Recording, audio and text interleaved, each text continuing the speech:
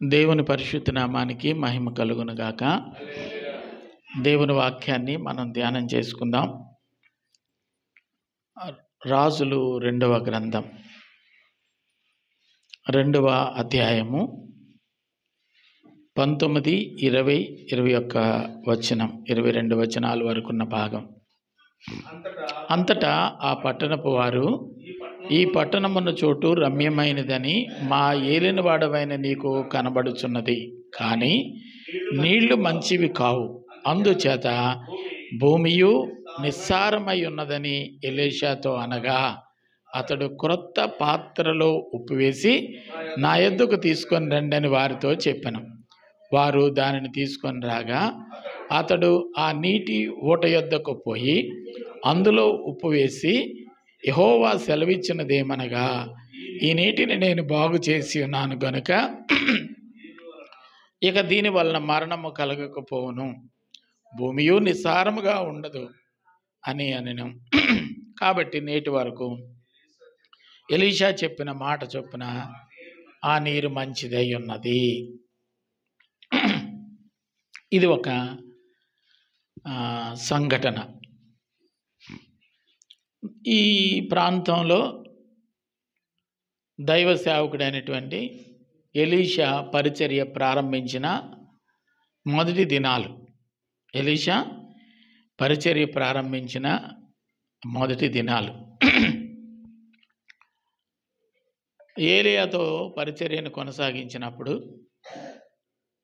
దేవుడు ఏలియాను తీసుకొని పోయిన సమయం ఆసన్నమైనప్పుడు దేవుని యొక్క ఆత్మచేత నింపబడిన ఏలియా యొక్క అభిషేకము ఎలీషా మీదకి వచ్చినప్పుడు, ఏలియాతో తనకున్నటువంటి బంధాన్ని బట్టి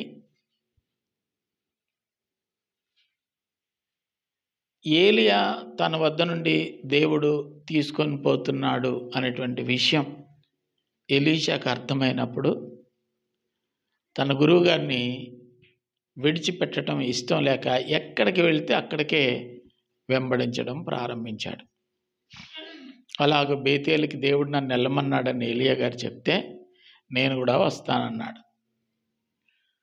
సరేరా అని తీసుకొని వెళ్ళాడు. తప్పించుకోవడానికి అవ్వలేదు. మరలా అంటాడు కదా, నన్ను ఎరుకోకి వెళ్ళమన్నాడు అని చెప్పాడు. అని నేను కూడా వస్తాను అన్నాడు. తప్పించుకోవడం అవ్వలేదు. ఎరుకో నుంచి యోర్దానుకు నన్ను వెళ్ళమని చెప్పాడు అన్నాడు ఏలియా. నేను కూడా వస్తాను అన్నాడు.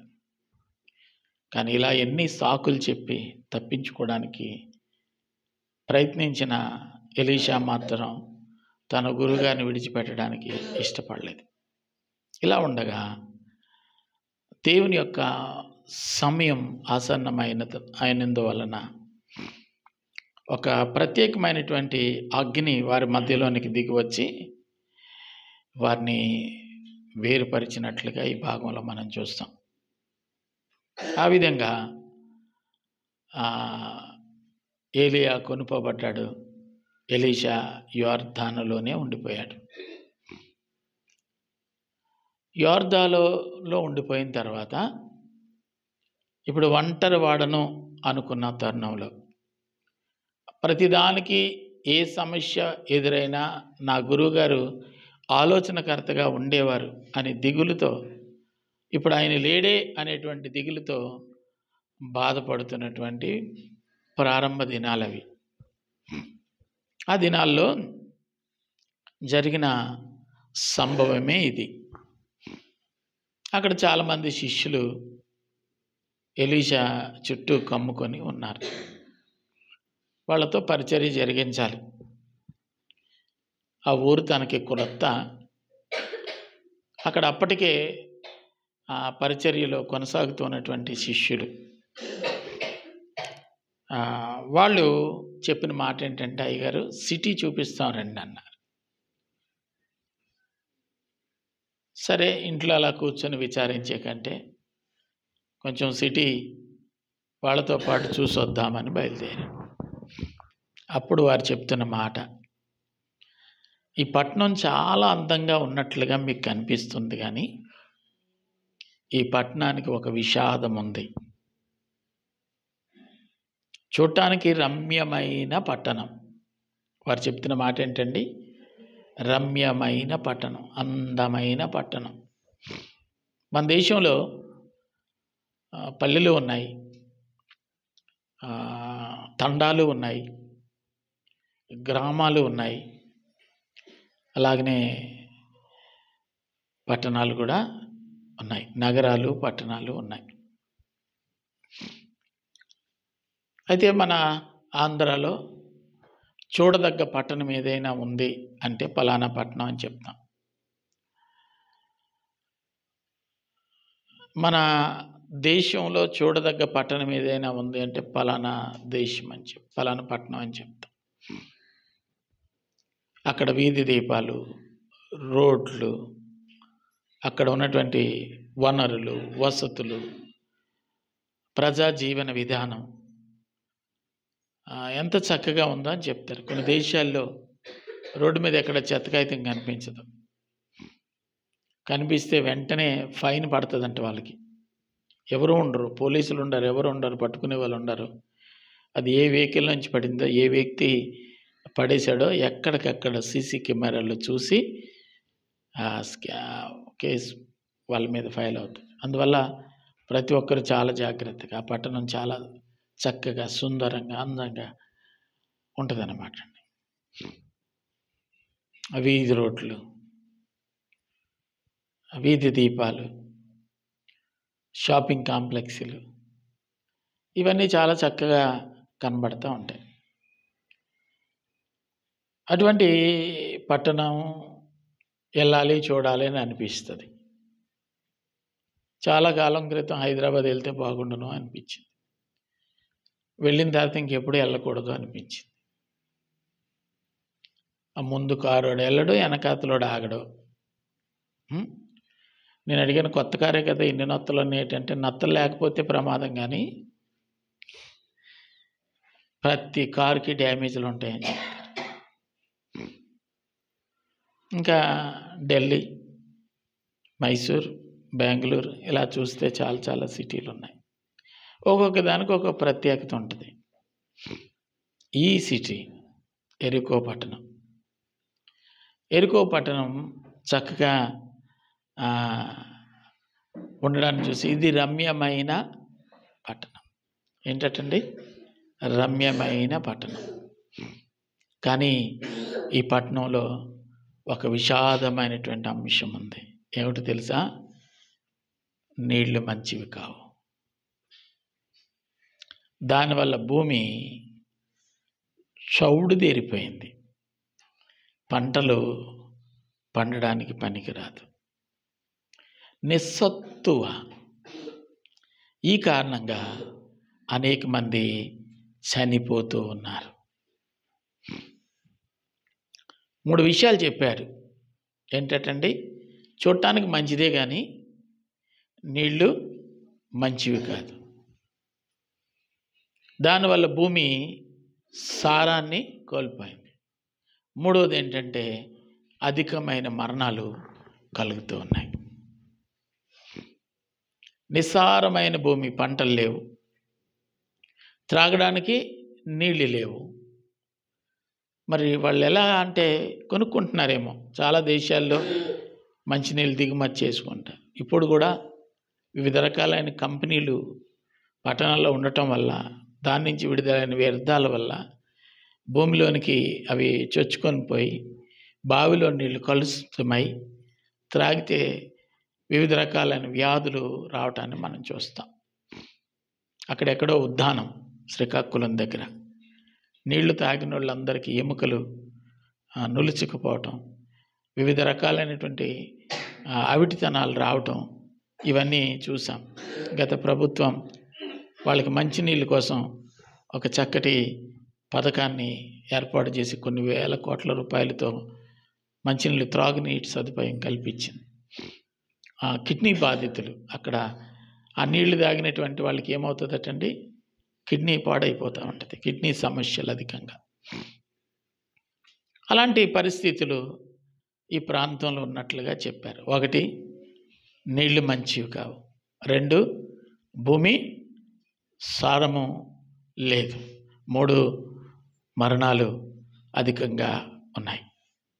మరణాలు అధికంగా ఉన్నాయనే మాట ఎక్కడుంది అంటే 24లో మనం చదువుతాము, నీళ్లు బాగైనే గనక ఇక మరణం ఉండదని చెప్పి రాస్తుంది. 24 కాదు, 20 ఎంతండి, 21లో కనబడుతుంది. చదవండి. బాగు చేసి ఉన్నాను గనుక కలగకపోవును, దేవునికి మహిమ కలుగునగాక.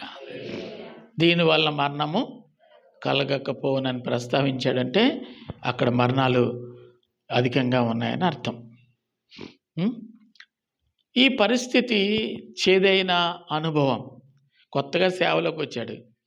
సేవా బాధ్యతలు చేపట్టిన తర్వాత ఆ ఊరి పరిస్థితులు అతనికి ఏమనిపించిందంటే చాలా బాధాకరం అనిపించింది.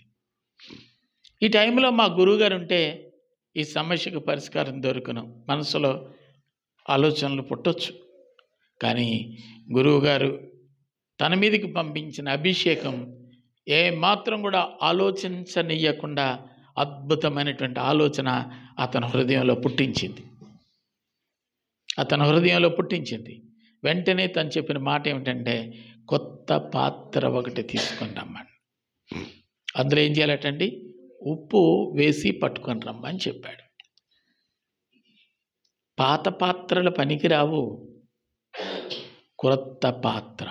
ఎందుకు కొత్త పాత్ర తెమ్మన్నాడు అని మనం ఆలోచన చేస్తే నాకు ఒక విషయం ఇక్కడ అర్థమైంది. ఆ పట్టణం ఎరికో పట్టణం. ఏ పట్టణం అండి? ఎరికో పట్టణం. ఈ ఎరికో పట్టణంలో యెహోషువ గ్రంథం 2వ అధ్యాయంలో 1వ వచనం 2వ వచనంలో కనబడుతున్న మాట ఏమిటంటే, రాహాబు అనేటువంటి ఒక వేశ్య ఉన్నట్లుగా ఆ భాగంలో మనకు కనబడుతూ ఉంటుంది. ఆ ఊర్లో ఎవరున్నారండి? శరీరాన్ని అమ్ముకొని పాపంలో కొనసాగేటువంటి పాపాత్మురాలు ఆ ఊర్లో ఉన్నట్లుగా మనం చదివితే అర్థమవుతూ ఉంటుంది. యేసుక్రీస్తు వారి పరిచర్య జరిగించడానికి ఆయన పట్టణపు వీధిలో ప్రయాణమై వెళ్తూ ఉంటే ఎరుకో పట్టణం దగ్గర భిక్షగాడు ఆయన భిక్షమెత్తుతున్నట్లుగా కనబడుతూ ఉంటుంది.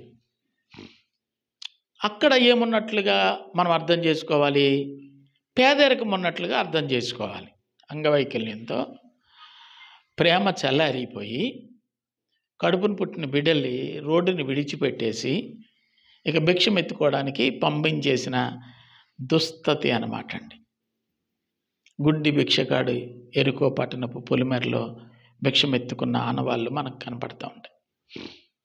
లూకాసు వార్త 19వ అధ్యాయంలో మనం చూస్తే అక్కడ పాపి అయిన ఒక మనుష్యుడు, సుంకపు గుత్తదారుడైనటువంటి జక్కయ్య ఎరికో పట్టణంలో ఉన్నట్లుగా మనకు కనబడుతూ ఉంటుంది. శుభకరమైనటువంటి ఆనవాళ్ళు ఏమీ కనబడటం లేదు అక్కడ. ఒకడేమో పాపాత్ముడు, ఇంకొక ఆమెమో పాపాత్మురాలు, ఇంకొకడేమో అంగవైకల్యంతో భిక్షమెత్తుకునేటువంటి దీన దారిద్ర్యమైనటువంటి అవస్థ. ఇలాంటి విపత్కరమైన పరిస్థితులు, ప్రతికూలమైన పరిస్థితులు అన్నీ ఆ ఊర్లోనే ఉన్నాయి. ఒక విధంగా చెప్పాలంటే శాపగ్రస్తమైన స్థితి. భూమిలో సారం లేదు, దానివల్ల పంటలు లేవు, ఆరోగ్యకరమైన నీళ్ళు లేవు, తాగడానికి కావలసిన పరిస్థితులు లేవు, చెడిన ఆరోగ్యాలతో చచ్చిపోతున్నారు. ప్రభుత్వాలు ఏమి నిర్ణయం తీసుకుంటున్నాయో తెలియదు, ప్రజలు దేనిని ఆశ్రయిస్తున్నారో తెలియదు. ఆ ప్రాంతంలో పరిచర్య కొరకు స్థిరపరచబడ్డాడు దైవ సేవకుడైనటువంటి ఎలీషా. ఇప్పుడు దేవుని యొక్క మహిమ చూపించే సమయం ఆసన్నమైంది. ఇప్పుడు చెప్తున్నాడు క్రొత్త పాత్ర. పాత్ర అనగా మానవ దేహం, శరీరం, మనిషి. మనం మంటితో తయారు చేయబడినటువంటి పాత్రలం. మనం దేవుడైన యెహోవా నేలమంటితో నరుని నిర్మించి వాని నాసికారంధ్రములో జీవవాయువును ఊదగా మనము జీవించే ఆత్మ అయ్యాం. ఈ మట్టి పాత్ర మొన్న అనేది మునుపటి వలె మంటిలోనికి చేర్చబడనని బైబిల్లో మనం చదువుతాం. అటువంటి ఈ పాత్ర పెంకైన ఈ పాత్ర కదండి. చెప్పిన మాట ఏంటంటే కొరత పాత్ర తెమ్మన్నాడు. అంటే మారు మనసు పొందినటువంటి వ్యక్తి ఇక్కడ కావాలి. ఈ మనుషుల మధ్యలోనికి ఎవరు రావాలంటే పాపంలో ఉన్నవాడు కాదు. ఈ చెడిపోయిన వ్యవస్థను బాగు చేయడానికి ఎవరు రావాలంటే పరిశుద్ధమైన, నూతనమైన, శుద్ధీకరించబడిన ఒక పాత్ర కావాలి. వస్తే తెస్తే ఈ ప్రాంతాన్ని నేను బాగు చేస్తా. ఆ ప్రాంతం బాగవ్వాలంటే ఎవరు ఉండాలో తెలుసండి? శుద్ధి చేయబడిన, పవిత్రపరచబడిన, నూతనపరచబడిన, నూతన జన్మానుభవంలోనికి నడిపించబడిన వారు ఆ ప్రాంతంలో ఉండాలి. బైబిల్ చెప్తుంది కొంతకాలం వారితో తిరిగితే వారే వీరవుతాడు. దొంగల మధ్యలో దొంగలైపోతా ఉన్నారు. మాదిరికరమైన జీవితాన్ని చూపించేవాడు లేడు. పవిత్రమైన బ్రతుకును బ్రతకాలి ఇలా అని చెప్పగలిగినటువంటి వాడు లేడు. చెడిపోయిన వ్యవస్థను మార్చటానికి ఒక ప్రత్యేకమైనటువంటి పాత్ర అవసరం. ఆ పాత్రలో ఏముండాలటండి? ఉప్పు ఉండాలి. ఇక్కడ మనం అర్థం చేసుకోవాలి, ఈ భూమి దేంతో నిండి ఉందండి? ఉప్పు నీళ్లతో నిండి ఉంది. ఏదో మన పెద్దలు తెలుసు తెలియక ఒక సామె చెప్తారు, ముళ్ళునట ముళ్ళుతోనే తీయాలంట. అర్థమైందండి? ఉప్పు పట్టిపోయి ఈ నీరు పనికి రాకుండా పోయినటువంటి ఈ ప్రదేశాన్ని మార్చటానికి మరలా ఏం కావాలటండి? ఉప్పు అనే దానికి పరిశుద్ధ గ్రంథంలో కొన్ని ఉపమానాల్లో మనం చూస్తాం. ఉప్పు అనేది మనిషి యొక్క మాటకు సాదృశ్యంగా ఉన్నట్లుగా మనం చూస్తాం. అందుకే ప్రభు చెప్పాడు, మీ సంభాషణ ఎలా ఉండాలటండి? ఉప్పు వేసినట్లుగా. ఆ ఉప్పు ఎక్కువైపోవడానికి లేదు, తక్కువైపోవటానికి లేదు. తగు మాత్రపు ఉప్పు రుచిని, ఆహారానికి రుచిని ఏ విధంగా ఇస్తుందో మనిషి యొక్క మాట కూడా సమాజానికి ఆరోగ్యాన్ని కలుగ చేయాలి.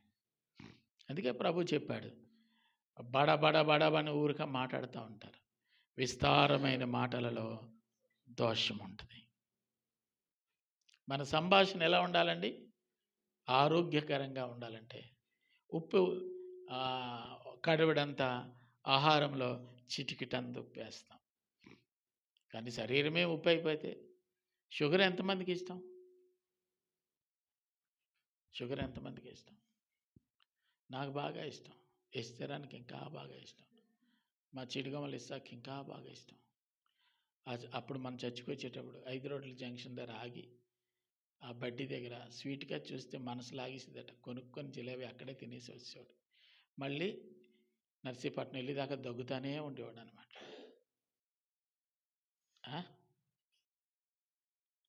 స్వీట్ అంటే అందరికీ ఇష్టమే కదా. అప్పుడప్పుడు అద్దాల్లో మెరిసిపోతూ ఉంటుంది, రమ్మని. పెళ్ళిలో స్వీట్ లేకపోతే ఒప్పుకోము. బూరే పెట్టలేదంట.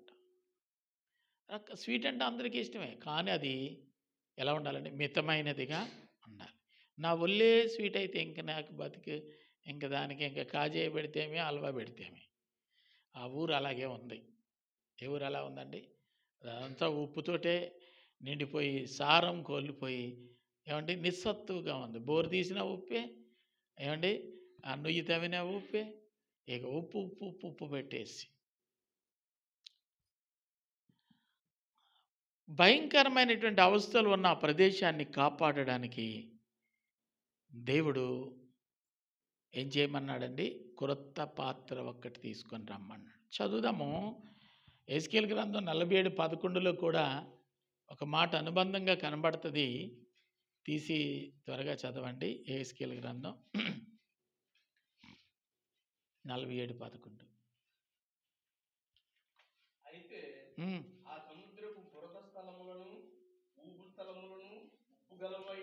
బురద స్థలాలు ఊబు స్థలాలు ఉప్పు గలవై ఉండి బాగు కాక యుండును. చాలండి. కొన్ని ప్రదేశాలు బాగు కాక ఉన్న ప్రదేశాలు. కారణం ఏంటంటే ఉప్పు గలవైన ఊటలు. దీనిని బాగు చేయడానికి దేవుడు తీసుకున్న కొన్ని ప్రత్యేకమైన నిర్ణయాలు దేవుని యొక్క వాక్యంలో మనం చూస్తాం. క్రొత్త పాత్ర అంటే మార్పు చెందిన జీవితము అని మనం చదువుతున్నాం. ఉప్పు అనగా మనిషిలో నుంచి వచ్చే మితమైన ఆరోగ్యకరమైన సంభాషణకు గుర్తుగా మనం చూస్తాం. మంచిదే కదా అని తీసుకెళ్ళి మొత్తం ఆ కుండు ఆహారంలోని కుండు ఉప్పు వేసేసామనుకోండి, నీకు ఎంత ఆరోగ్యం ఉంటుందో అంత ఆరోగ్యం ఉంటుంది. అక్కడ చెడిపోయింది, సమాజం చెడిపోయింది. అంటే దేని వల్ల చెడిపోయింది అంటే నోటి మాట వల్ల చెడిపోయింది అని మనం అర్థం చేసుకోవాలి. అంతా మంచే అతనిలోని, ఆ ఒక్క మాట కుదురుగా ఉంటే ఎంత బాగుండును. మాట దగ్గర తప్ప ఇంకే విషయంలోనూ అతన్ని తప్పు పట్టలేం. వాళ్ళు ఆయన ఎందుకు అలా కొడతా ఉంటాడంటే అంతా మంచిది, కానీ ఇప్పుడు కొంచెం నోరు అదుపులో పెట్టుకోదు. ఏమండి, నోరు అదుపులో పెట్టుకోదట. ఈ నోటి మాట వలన ప్రమాదము ఖచ్చితంగా మనం కళ్ళతో చాలా మన చుట్టూ ఉన్న ప్రదేశాల్లో చూస్తున్నాం. దాని నిమిత్తమై వ్రాయబడినటువంటి కొన్ని మాటలు మనం చదువుదాం. కీర్తనల గ్రంథం 87వ కీర్తన 7వ చరణం ఒకసారి చదవండి. 87.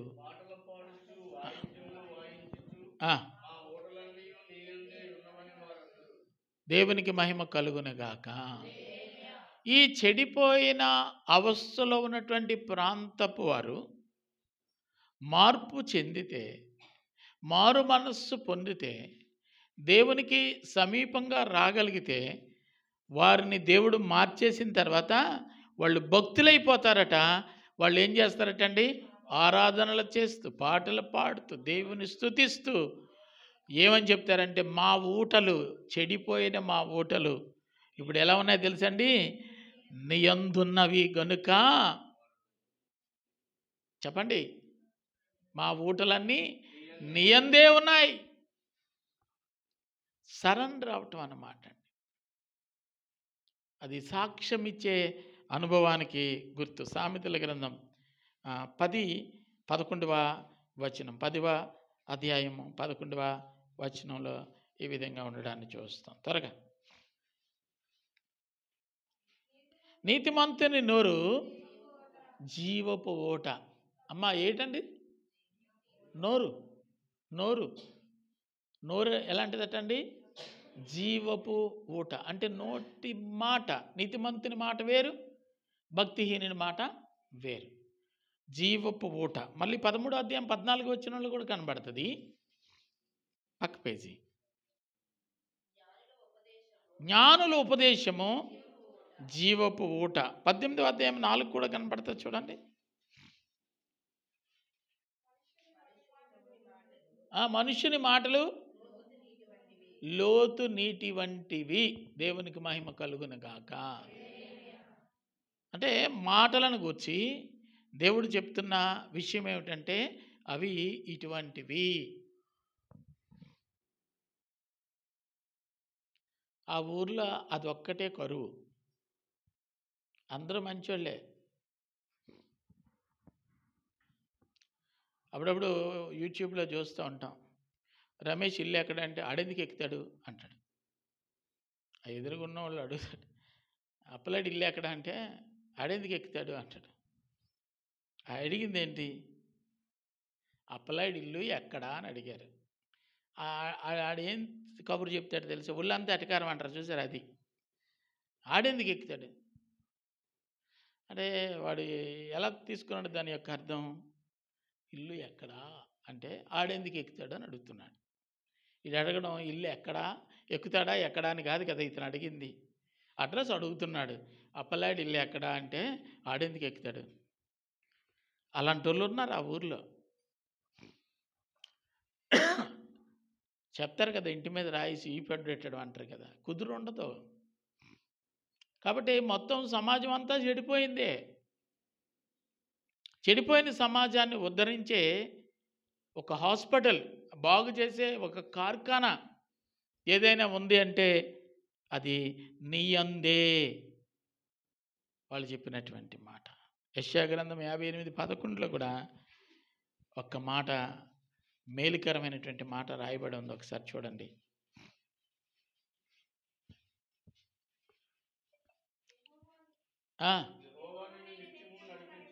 యెహోవా నిన్ను నిత్యము నడిపించును, బలపరచును. నీవు నీరు కట్టిన తోటవలే, ఎప్పుడు ఉబుకుచుండు నీటి ఊటవలే. ఎప్పుడు? ఆయన ఆయన ఆయన ఆయన చేసినప్పుడు. నువ్వు దేవుని యొక్క స్వాధీనంలోనికి వస్తే, కంట్రోల్లోనికి వస్తే, చెడిపోయిన ఊటల్ని ఆయన ఒక్కడే మార్చగలడట. చాలామంది చెప్తా ఉంటారు, అమ్మో ఆ అమ్మ నోట్లో నోరెట్లేమని. ఉప్పు నీళ్ళన్నా దాకొచ్చినేమో కానీ భయంకరం, ఆవిడ నోట్లో నోరెట్టకూడదు అంటారు. అంటే చెడిన అవస్థ, చెడిన సమాజం, చెడిన ప్రజలు, ఇక వాళ్ళ మధ్యలో ఈ బాగు ఎక్కడ ఉంటుంది? బాగు ఎక్కడ ఉంటుంది? కుదురుబాటు లేని జీవితాలు. అలాంటి పరిస్థితుల్లో తినడము కష్టమే, ఉండడం కష్టమే. ఇక అక్రమం తప్ప సక్రమం అనేది అక్కడ ఉండదు. అర్థమవుతుందండి? శాపగ్రస్తమైన స్థలంలో క్షేమం ఎందుకు ఉంటుంది? ఒళ్ళమ్ముకునే వాళ్ళు ఉన్నారు, ఇక్కడేమో ఎలాంటి అక్రమకారులు. జక్కయ్యను గురించి చెప్పేది ఏంటంటే అక్రమకారులు, అడుక్కు తినేవాళ్ళు ఉన్నారు. ఈ మధ్య మన దేశంలో ఒక చట్టాన్ని తీసుకువస్తున్నారు, భిక్షగాడు ఎక్కడ కనబడకూడదట. కనబడితే వాడికి కేసు, వాడికి దానం చేస్తారు చూసా, డబ్బులు ఇస్తారు చూసా, వాళ్ళకి కేసేనట. డబ్బులు ఇస్తారు కదా, ఇచ్చేవాడు ఉన్నాడు కాబట్టి వాడు అడుక్కోవడానికి వస్తున్నాడు. వీడు ఎవడో మానేస్తే వాడు అడుక్కోడు. అప్పుడప్పుడు నేను కొన్ని స్థలాల్లోనికి వెళ్ళి చూస్తే కారు ఆగిపోసేసరికి వస్తారు, సిగ్నల్స్ పడేసరికి వస్తారు. ఇక వాళ్ళు వస్తూ ఉంటే మళ్ళీ సడన్గా సిగ్నల్ ఇస్తే వెనకదలో డార్న కొట్టేస్తాడు. మన బండి ముందు వెళ్ళాలనుకుంటే వీళ్ళు ఎక్కడ పడిపోతారేమో అని భయం ఉంటుంది. మళ్ళీ వాళ్ళు ఎలా ఉంటారో తెలుసండి, ఆరోగ్యంగా ఉంటారు, చక్కగా సంకనం పిల్లని పెట్టుకుంటారు. ఇంకా మా బ్రతికే లేదన్నట్టుగా చూసేవాడికి కనిపించేటట్టు ఉంటారు. కానీ ఒక 2-3 పిల్లల్ని నేను అడిగాను, వచ్చేస్తారా పెంచుకుంటాను. అమ్మో మా అమ్మ దెబ్బలాడుతుంది. మరి బ్రతకడం ఇది కష్టం కదంటే, మా అన్నయ్య సాఫ్ట్వేర్, అర్థమైందా? వాళ్ళకి ఇల్లు వాకిళ్ళు, వాళ్ళకి ఇంక అలవాటు అయిపోయింది. ఆ మధ్య ఒకసారి ఘాటోడ జంక్షన్కి వెళ్ళాను. మా ఊరోళ్ళు బాగా పొలాలు పుట్టలు ఉన్నవాళ్ళు, ముసలైపోయిన వాళ్ళు ఘాటోడ సెంటర్లో వచ్చి ఇలాగ అంటున్నారు. నాకు తెలిసిన అమ్మే ఒక అమ్మ, ఆవిడ వచ్చి నన్ను చూడలేదు, నన్ను గుర్తుపట్టలేదు, కారు రాబోసరికి ఇలాగ అద్దం కొట్టి ఇలాగ అంటుంది. అలవాటు అయిపోయింది, ఇచ్చేవాళ్ళు ఉన్నారు కాబట్టి. దుర్భరమైన వాళ్ళకి విలువలు లేవు. ఏమి లేవండి? విలువలు లేవు. మేము ఇలా చేయటం వల్ల మా పిల్లల గౌరవ మర్యాదలు సమాజంలో వాళ్ళు తలదించుకునే పరిస్థితులు వస్తాయేమో. ఇవన్నీ ఉండవు, ఇవన్నీ ఉండవు. చేయి చాపడమే, చేయి చాపడం అదొక భయంకరమైనటువంటి పరిస్థితులు అన్నమాట. అవన్నీ అక్కడ ఉన్నాయి. ఎక్కడున్నాయండి? ఎరికో పట్టణంలో ఉన్నాయి. ఆ పట్టణానికి సేవకుడిగా ఒకవేళ నన్ను వెళ్ళమంటే నేను వెళ్ళనేమో. ఈ భూమి మీద గొప్ప గొప్ప సేవకులు వెళ్ళమంటే వెళ్ళలేరేమో. ఆ పట్టణానికి కొత్త పాస్టర్ గారు ఎవరండి? ఎలీషా వెళ్ళవలసి వచ్చింది. ఆలోచించకుండా ఆయన చేసిన ఆ ప్రక్రియ మనం చదువుతాం. ఇక్కడ ఏమి అవసరమంటే క్రొత్త పాత్ర, మారు మనసు. మేము పనికిరామా? అక్కడ శిష్యులు ఉన్నారు. మేము పనికిరామా? కుదరదు. వాళ్ళతో పాటు మీరు రాజీ పడిపోయారు. మీరు అద్భుతాలు చేయటానికి పనికిరారు. ఇక్కడ మార్పు జరగడానికి మీరు పనికిరారు. పాపులతో మమేకమైపోయారు. వాళ్ళ ఆచార వ్యవహారాల్లో తనమునకలైపోయారు. వాళ్ళు చెప్పిందే మీరు చేస్తారు. ఒక ఆయన వచ్చాడు నా దగ్గరికి వచ్చి, మంచి ముహూర్తం పెట్టండి పాపకి, మంచి డేట్ పెట్టండి అన్నాడు. డేట్ పెట్టండి అంటే, సరే నాయన అన్ని డేట్లు మంచివే, పలానా డేట్ అది వాడు. అమావాస్య ఎదురుగా వస్తుందా, అమావాస్య పక్క నుంచి పోతుందా అని అడుగుతున్నాడు. మరి మనం యేసుప్రభుని నమ్ముకున్నాం కదా. ఈ పాత్ర మిగతా పాత్రలు, చెడిన పాత్రలను బాగు చేయడానికి పనికి రాదు, కొత్తదే కావాలి.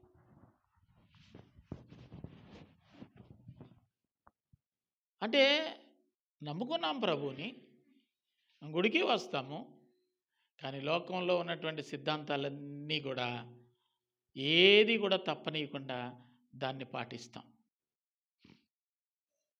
టైం అయిపోతుందర్రా పెళ్లి కూతురిని తీసుకురాని అంటే ఆ మేనత్తం ఉండి రాలేదంటారు. ఆవిడికి పెళ్లి కూతురికి సంబంధం ఏంటంటే అది సెంబొట్టుకొని ఎదురుగా రావాలి. పూర్వం సెంబొట్టుకొని ఎవరు వచ్చేవారు? కడుపు నొక్కితే చెంబట్టుకొని వచ్చేవారు. అది చెంబట్టుకొని రావాలి, పెళ్లి కూతురు వెళ్ళాలి. అది పోయింది ఎక్కడికో.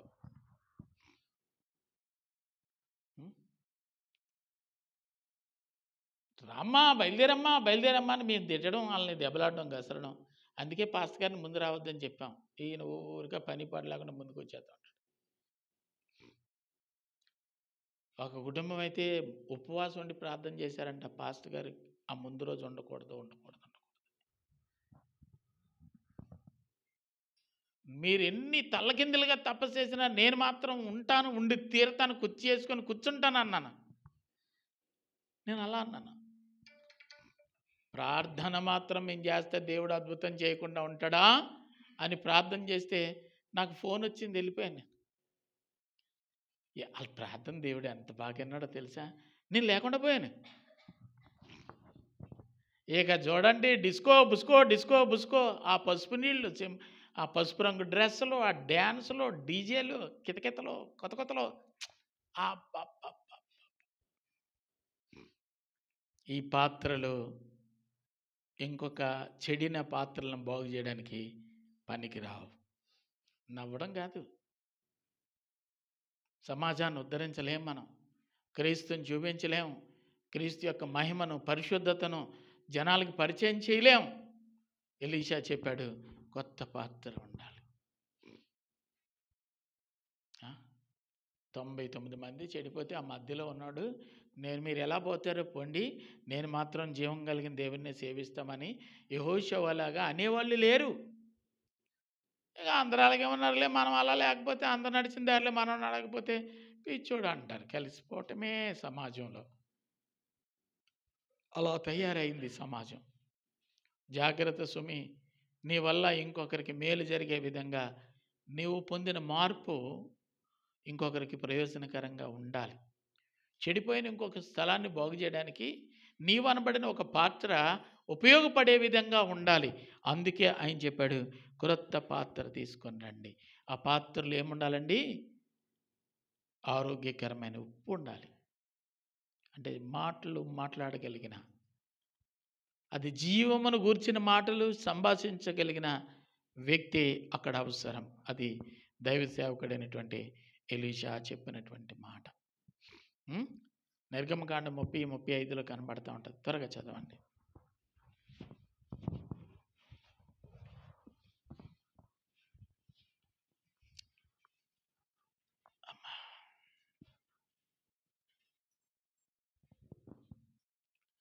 అయ్యో అయ్యా,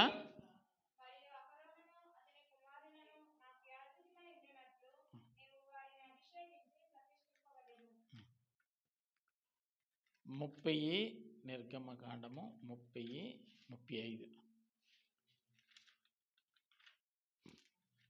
వాటితో ధూపద్రవ్యము చేయవలెను. అది సుగంధ ద్రవ్యమేనకుని పని చెప్పున కలపబడి ఉప్పు గలదై స్వచ్ఛమైనదియు పరిశుద్ధమైనదియునైన సుగంధ ధూప సంభారము. ఇక్కడ వ్రాయబడిన మాట నేను చదువుతున్నాను చూడండి. సుగంధ ద్రవ్యమును తయారు చేసే ఒక నేర్పరి అయిన వాడిని తీసుకురమ్మన్నాడు. ఎవరినైనా తీసుకురమ్మన్నాడు? సుగంధ ద్రవ్యాలు తయారు చేసేవాళ్ళు. మనం ఏమంటామంటే అత్తరు సాహిబు అంటాం. అత్తరు సాహిబుని ఎవరిని అంటామండి? అత్తరు, సెంటు, పన్నీరు, ఏమండి అత్తరు సువాసన భరితమైనటువంటి లిక్విడ్ కదా. అత్తరు అనే పదం ఇప్పుడు మనం వాడమేమో. సెంట్ అంటాం కదా. బట్టలు కొనడానికి వెళ్ళినప్పుడు ఏం చేస్తాం? సెంటు కొన్న ప్రధానానికి సెంటు బాటిల్ ఉండాలి, పెళ్ళికి సెంటు బాటిల్ ఉండాలి, అందరూ సెంటు సిప్ సిప్ సిప్ కొట్టుకుంటారు. దీన్ని తయారు చేస్తారు కదా ఎవరో ఒకరు, అది పుట్టుకు రాదు కదా, ఏదో ఒక గెడ్డలో నీరు కాదు కదా, దాన్ని తయారు చేస్తారు. అది ఫార్ములా అంటారు దాన్ని, అంతేనండి. ఫార్ములా ఏవేవో మిక్స్ చేస్తారు, మిక్స్ చేసి తయారు చేస్తారు. ఇక్కడ కనబడుతున్న మాట అదే కనబడుతుంది. ఏమట? సుగంధ ద్రవ్య మేలకుని పని చొప్పున కలపబడి, అంటే ఆ ఫార్ములా చక్కగా కలపబడినటువంటి సుగంధ ద్రవ్యం. అంటే ఎవడు పడితాడు చేస్తే వంట అవదు, వంటకు ఒక స్పెషలిస్ట్ ఉంటాడు. అర్థమవుతుందండి. అప్పుడెప్పుడో 10 ఏళ్ల క్రితం కుమార్ గారు ఒక ఫంక్షన్ చేసినప్పుడు ఏం చేశారంటే రాజమండ్రి నుంచి తీసుకొచ్చాడు బిర్యానీ తయారు చేసే ఒక వ్యక్తిని. చాలా బాగుంది అనిపించింది. ముస్లిమ్స్ చేస్తారు బిర్యానీ, అది ఒక టేస్ట్ వస్తుంది. మనం అప్పుడప్పుడు వండుకుంటాం, రంగే మారుతుంది అన్నీ. అందులో ఏమి కాను, జీడిపప్పు ఎతికినా దొరకదు, బ్యాటరీ లైట్ వేసినా పట్టపగలు కూడా ఎతికినా అందులో జీడిపప్పు కనబడదు. ఒక రకమైన సువాసన ఉండదు, ఏమీ ఉండదు, రంగు మారుతూ ఉంటుంది అంతే. వండేవాడు వండితే బాగుంటుంది ఏమండి. దానికి ఒక స్పెషలిస్ట్ ఉంటుంది. మరియమ్మ ఉండేది, పరమాన్నం ఉండేది. నేను చిన్నప్పటి నుంచి మా అమ్మ వండింది, మా నాయనమ్మ వండిన పరమాన్నం కూడా తిన్నాను. మా ఊర్లో ఇక చాలా కార్యక్రమాలకి, ఉపహారాలకి, నైవేద్యాలకి పరమాన్నాలు వండేవారు, అవి పంచేవారు, చాలా తిన్నాను నేను. మరియమ్మ వండిన పరమాన్నం చూస్తే ఎంత పాలు మరిగినా రంగు మారేది కాదు, తెల్లగా స్వచ్ఛంగా ఎంత చక్కగా ఉండేదంటే, బాబు నువ్వే తినాలి. ఎవరు తినాలటండి? నేనే తినాలి. మళ్ళీ ఒక గంట తర్వాత వచ్చి వాళ్ళ అమ్మాయిని అడిగేది అనమాట అండి, నువ్వు కానీ తినేసావా, మా ఇల్లుడికి ఇట్టావా లేదా అని. కేరళ నుంచి ఓ పాస్టర్ గారు వస్తే పాస్టర్ గారికి పరమాన్నం నేనే తేవాలి. మరి అంత పనితనం రిబకాలో కానీ సత్యవతిలో కానీ కనబడలేదేమో నాకు అనిపిస్తుంది. అంటే మా పాస్టర్ గారు ఒక ఆయన అన్నాడు, ఏమన్నాడంటే, పాస్టర్ గారు డ్రైవింగ్ నేర్చుకోవచ్చు కదంటే, డ్రైవింగ్ నేర్చుకుంటే ఇంక నన్ను రాత్రులు పగలు బతకనివ్వరు, అందుకే నాకు రాదని చెప్పేస్తున్నాను అన్నాడు. అలా రాకపోతే జాగ్రత్త పడాలి, కానీ ఒక ఒరిజినల్గా రాకపోతే నేర్చుకోండి, ట్రై చేయండి, అత్త పేరు నిలబెట్టండి. ఎలాటండి? అది ఆ పనుడు వాడు వండితేనే బాగుంటుంది, వాళ్ళు సాంబార్ చేస్తేనే బాగుంటుంది కదండి. అన్నమైనా సరే ఆ టాలెంట్ ఉన్నవాడు వారిస్తేనే బాగుంటుంది, లేకపోతే మెతికన్న అయిపోతుంది, జోవాన్ని అయిపోతుంది. అప్పుడప్పుడు ఒక అమ్మగారు చూశారంట, ఈ ఏంటంటే ఈ చిప్స్ ఇలా కలాలేసి అలా తీసేయడం. ఎన్ని తీసేస్తాడో, వాళ్ళ చేపలు పట్టినట్టు ఇలాగనే వచ్చింది. ఒకసారి వేస్తాడు, ఒకసారి తీసేస్తాడు. ఇలా నేనెందుకు చేయకూడదని సిన్ని వేస్తే గబ్బును మంట వచ్చేసిందంట. ఒకసారి కనుబొమలై శుభ్రం ఆడిపోయినట్టు ఆయమ్మే చెప్పింది. అంటే కొందరికి మాత్రమే ఆ టాలెంట్ ఉంటుంది. ఇక్కడ ఫార్ములా ఎవరు కలిపిందై ఉండాలి చెప్పండి? పనివాడు కలిపిందై ఉండాలి. ఆ ఫార్ములాతో తయారు చేసిన సుగంధం ఎలా ఉంటుందట? చదవండి, అక్కడ కనబడుతుంది. అది ఉప్పుగా ఉంటుంది, స్వచ్ఛమైనదిగా ఉంటుంది, పరిశుద్ధమైనదిగా ఉంటుంది. దేవుని సన్నిధిలో సుగంధ ద్రవ్యాలు ప్రోక్షించడానికి ఉపయోగించే ఆ సుగంధము చక్కగా ఫార్ములా కలిపితే అది కొంచెం ఉప్పుగా ఉంటుంది. ఉప్పుగా ఎందుకు ఉండాలి అంటే, ఉప్పు నైవేద్యంగా అర్పించాలి అనేటువంటి ధర్మశాస్త్రంలో ఒక నిబంధన ఉంది. అర్థమైందండి? ఎప్పుడైనా జ్ఞాపకం ఉందా? ఎప్పుడైనా చదివారా? చెప్తాను. ఉప్పు నైవేద్యముగా అర్పించాలి. అది ఎలా ఉండాలి? స్వచ్ఛమైనదిగా ఉండాలి. కలంకము కల్మషము లేనిదై ఉండాలి. పరిశుద్ధమైనదై ఉండాలి. ఆ ఫార్ములా అది అన్నమాట. అది ఎక్కడ ఉండాలంటే దేవుని సన్నిధిలో ఉండాలి. ఉప్పు యొక్క ప్రయోజనం నీకు నాకు మాత్రమే కాదు, అది దేవునికి కూడా ఒక నైవేద్యంగా భక్తులు అర్పించమని దేవుడే కోరుకున్న అంశం అది. కొలసీలకు రాసిన పత్రిక 4:6లో చూస్తే అది సంభాషణను గూర్చి వ్రాయబడినటువంటి మాటగా భాగంలో మనకు కనబడతా ఉంటుంది. ప్రతి మనుషునికి ఎలాగూ ప్రత్యుత్తరం ఇవ్వవలెనో అది మీరు తెలుసుకొనుటకై మీ సంభాషణ ఉప్పు వేసినట్లుగా ఉండాలి. ఎల్లప్పుడూ రుచిగలదిగాను. అప్పుడప్పుడు కాదు, అప్పుడప్పుడే ఎల్లప్పుడూ రుచిగలదుగా మన సంభాషణ ఉండాలి. మన మాట ఎప్పుడు ఉదయం వెళ్ళకూడదండి బాబు వాళ్ళ ఇంటికి. సాయంత్రం ఇప్పుడు ఫోన్ చేయండి, ఆయనతో మనం అమ్మో సాయంత్రం మందేసి ఉంటారు, ఇప్పుడు మనం మాట్లాడకూడదు. మధ్యాహ్నం అమ్మ పడుకుంటాడు, లేపితే సిరాకు పడతాడు.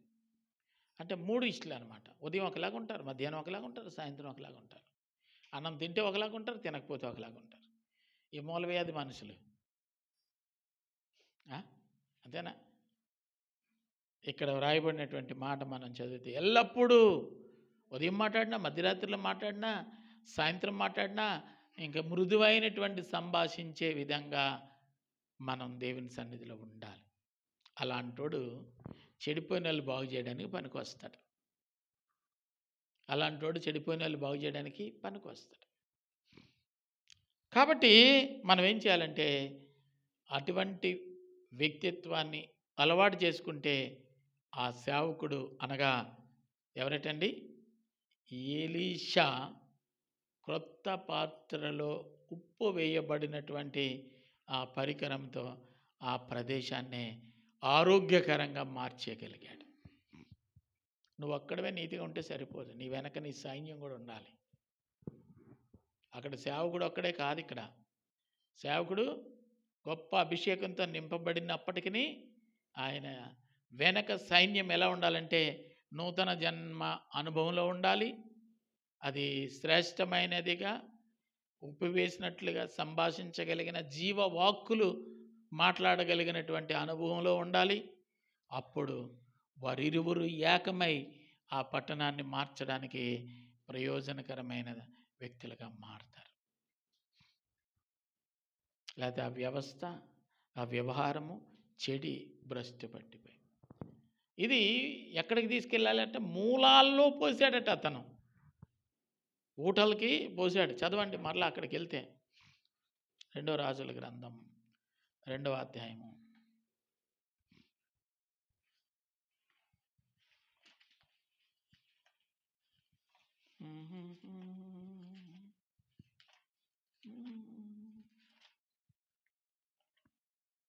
ఎక్కడ పోసాడండి?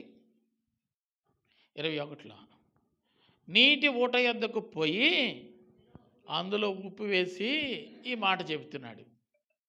ఎక్కడికి వెళ్ళాడండి? ఏట్లోనికి వెళ్ళలేదు. ఏట్లోనికి వెళ్ళి పోస్తే అని రాసి ఉండొచ్చు, కాదట. ఊట దాని ప్రారంభం ఎక్కడైతే ఉందో ఆ మూలాలను సంహరించడానికి ప్రయోజనకరంగా ఈ ఉప్పు ఉపయోగపడిందంట. అంటే మనం మాట్లాడే విధంగా మాట్లాడితే ఆ మనిషిలో శత్రుత్వం ఏమి లేకుండా పోద్ది అన్నమాట అండి. హేయభావం పోతుంది, విరోధతత్వం పోతుంది. అర్థమైందండి? యాకోబు అన్నయ్య అయిన యాసావుని కలిసినప్పుడు యాకోబు అనుకుంటా ఉన్నాడు. ఏమని అనుకుంటున్నాడంటే నన్ను చంపేస్తాడు, కాకపోతే నేను వెళ్ళక తప్పదు. వస్తున్నాడని తెలిసింది, వాళ్ళు ఎలాంటి ఆవేశంతో వస్తున్నాడో తెలియదు. ఇప్పుడు మాటలు సిద్ధపరచుకుని యాకోబు బయలుదేరి వెళ్తా ఉన్నాడు.